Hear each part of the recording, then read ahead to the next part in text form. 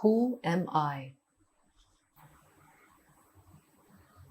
As all living beings desire to be happy, always, without misery, as in the case of everyone there is observed supreme love for one's self, and as happiness alone is the cause for love, in order to gain that happiness, which is one's nature, and which is experienced in the state of deep sleep, where there is no mind, one should know one's self.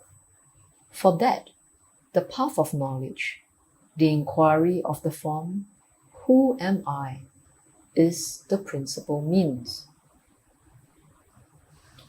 Who am I? The gross body, which is composed of the 7 humas, or dhatus, or elements. I am not.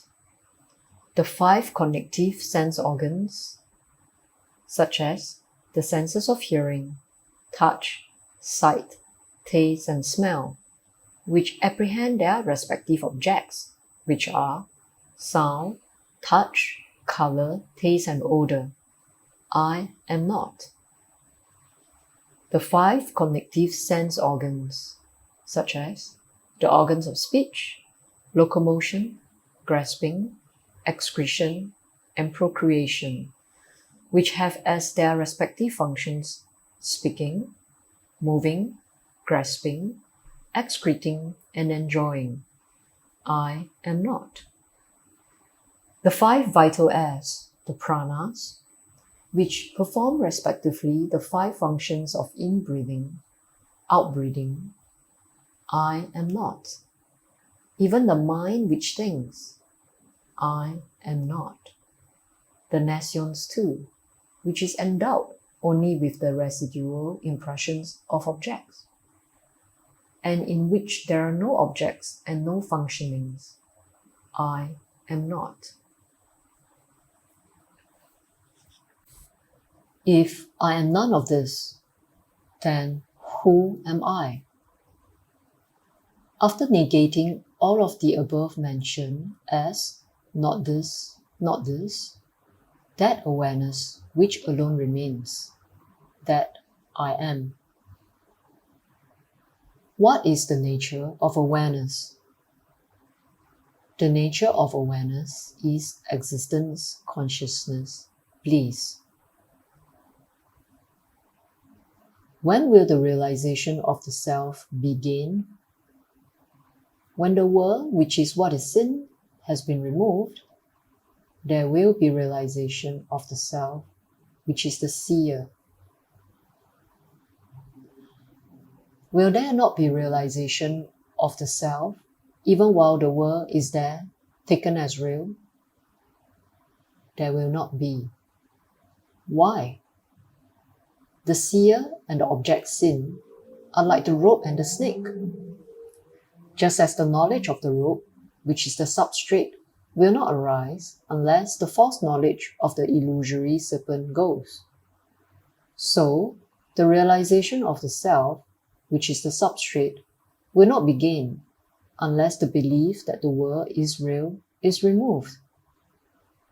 When will the world, which is the object sin, be removed? When the mind, which is the cause of all cognitions and of all actions, becomes quiet, the world will disappear.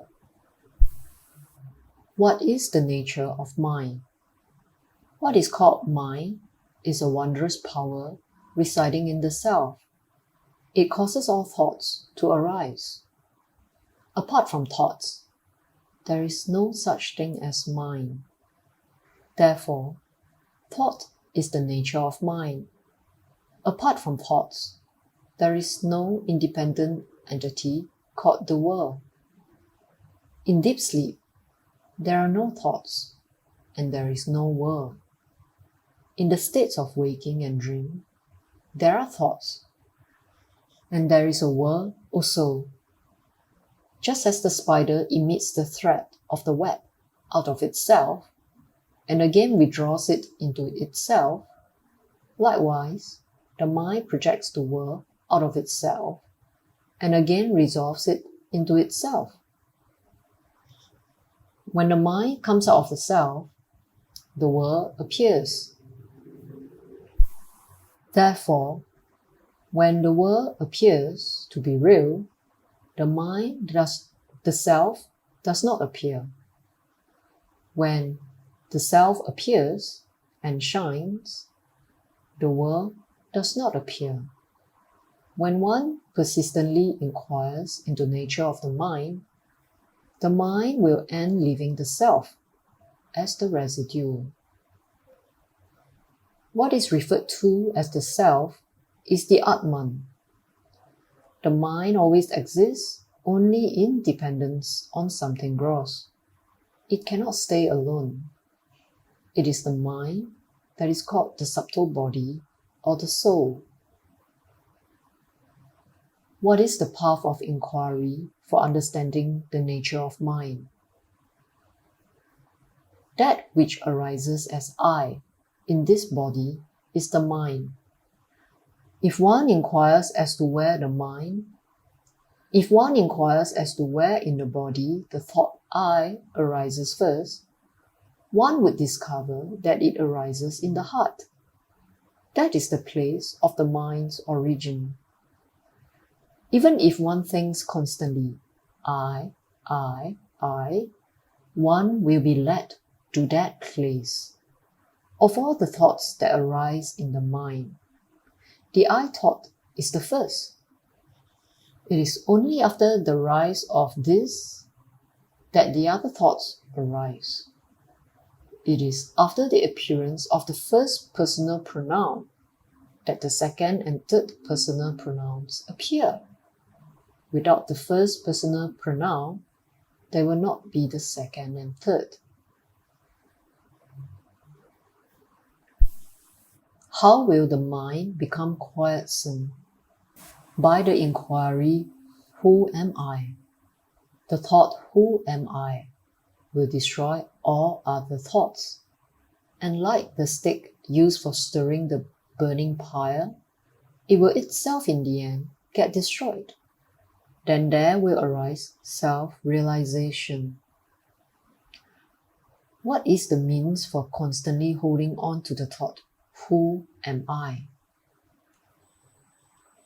When other thoughts arise, one should not pursue them, but should inquire, to whom do they arise? It does not matter how many thoughts arise. As each thought arises, one should inquire with diligence, to whom has this thought arisen? The answer that would emerge would be, to me. Thereupon, if one inquires, who am I? The mind will go back to its source, and the thought that arose will become quiescent. With repeated practice in this manner, the mind will develop the skill to stay in its source. When the mind that is subtle goes out through the brain and the sense organs, the gross names and forms appear. When it stays in the heart, the names and forms disappear.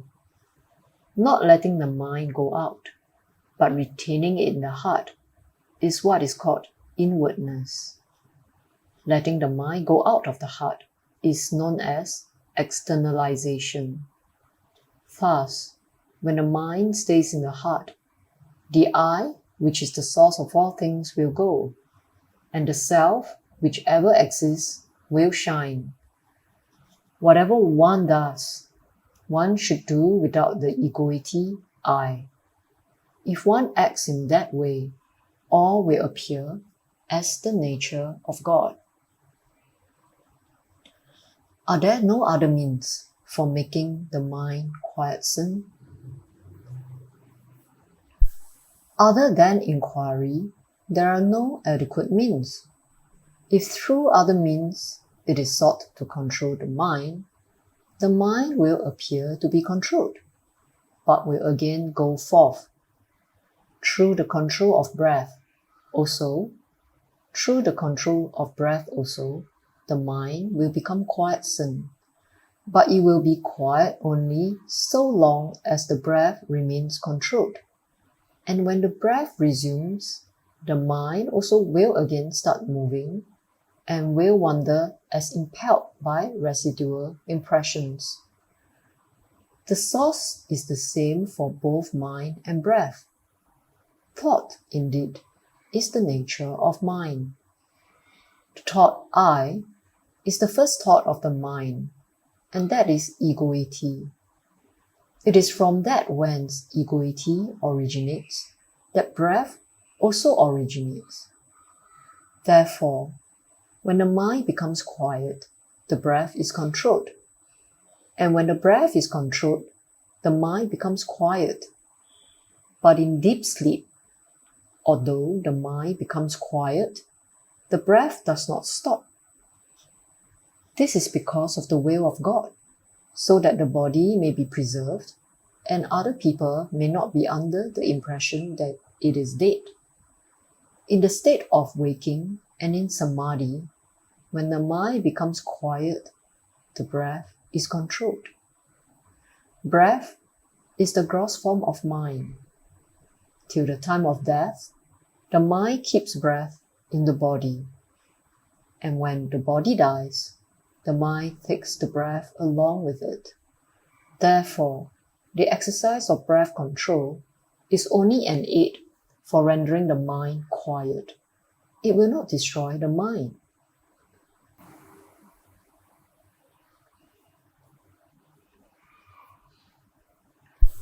Like the practice of breath control, meditation on the forms of God, repetition of mantras, restriction on food, etc., are but aids for rendering the mind quiet.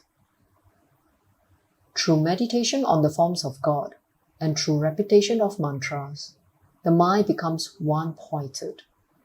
The mind will always be wandering. Just as when a chain is given to an elephant to hold its trunk, it will go along grasping the chain and nothing else.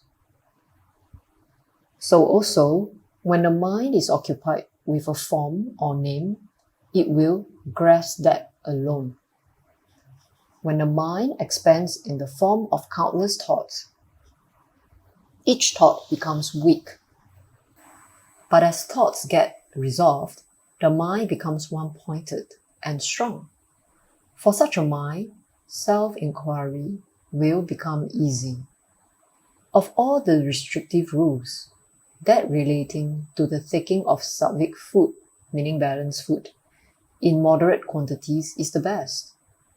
By observing this rule, the sattvic quality of mind will increase, and that will be helpful to self-inquiry. The residue impressions or thoughts of objects appear winding like the waves of an ocean. When will all of them get destroyed? As the meditation on the self rises higher and higher, the thoughts will get destroyed.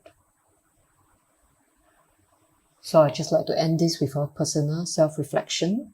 So I'm a big fan of Ramana Maharashi. So even though I'm a Buddhist, where the Buddha taught not self, anatta, whereas the Hindus teach self, they're actually saying the same thing.